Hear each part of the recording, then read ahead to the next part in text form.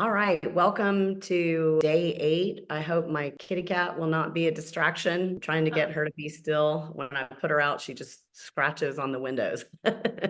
So Naomi will be joining us today. All right, we are talking about something that is definitely near and dear to my heart and near and dear to Jared and Lau's as well, and that is the power of intention. Now, everyone is out there talking about manifesting and all of this, and let me tell you, I'm the first to sign up. I'm on board, got my vision board. I put intention on my food. I put intention on my water. I put intention on my workout.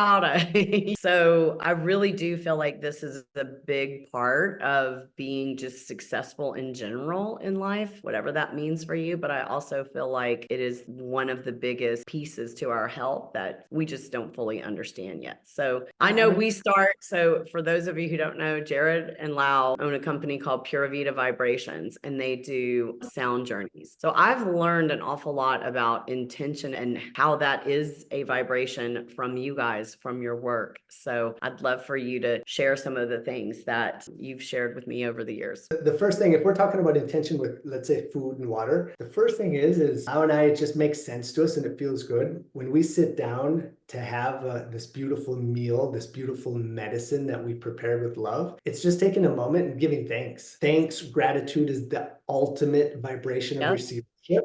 So first and foremost, like, wow, this is amazing. We have food on our plate to fill our bellies. Like that's the first and foremost. Absolutely. And then it's this thing, and again, Ashley, you talk about manifestation, it's this vibration of gratitude. And when you're happy and grateful, even if it's the most minor thing, but you're focusing on happy and grateful, then more things come into your life that then continue that cycle to make you or give you that sensation and give you that vibration of being happy and grateful. And it's that spiral that just continues to go up and gets wider and It's wider. so interesting too, Jared, and I know Lau's on board with this. You know, if you look at all ancient cultures, all religions, everybody has some sort of prayer or ritual or intention on when they eat. Yeah. And I'll let Lau continue as well. But the other thing is when our thoughts and our emotions, that's a vibration. And it's scientifically shown over years, our thoughts then continue to or trigger mechanisms in the body that release chemicals. So and really there's two vibrations. It's boiled down to two vibrations, love or fear. There's baskets and there's hate, there's all, but it's in the basket of fear and love, gratitude, happiness, joy. So those are the two. And whether I'm vibrating in love or in fear, then the body's going to take cues and it's going to release chemicals based on that. So all of a sudden, now my cells are also being affected, and everything in the body is affected by this intention, this vibration, this emotion. I couldn't agree more, and I experience it on the regular with some of the Joe Dispenza work that I've done. I think I told you guys I downloaded into my funny little boombox that I got at Pequeña Mundo to play some of his meditations. And he's so scientific, coming kind of from chiropractic and his work on the brain, that these thoughts and these intentions that we do, that they can literally do a blood draw, prior and post, and see that there is a change in, let's just call them the happy hormones.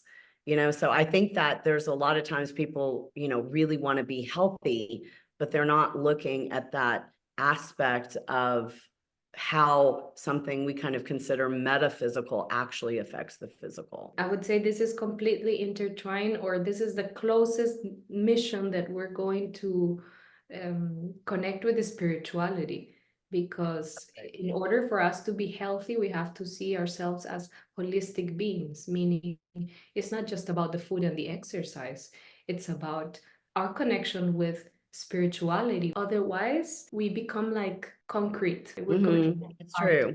Not open, and we're not sensing the world from something that is completely natural to us human beings, which is that connection to spirit and to a higher energy. And just by this, saying thank you every day, and even every day you open your eyes and you are granted with the gift of life. No, it's really true. And I tried, I'm going to consider myself reasonably mainstream. And for our religious people out there, if that's how you connect to spirit, go for it. If you're more woo-woo or universe, go for it. Because all it is, when we talk about an intention, the intention is an elevated emotion, right?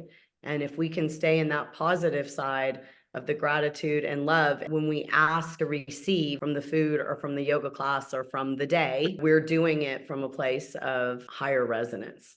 I think that's huge. We have the film Water Has Memory. I think for me, because I'm so sciencey, I definitely am like a show me, like, let me see it, to literally see how water structures with these negative emotions versus these positive emotions, or even just words.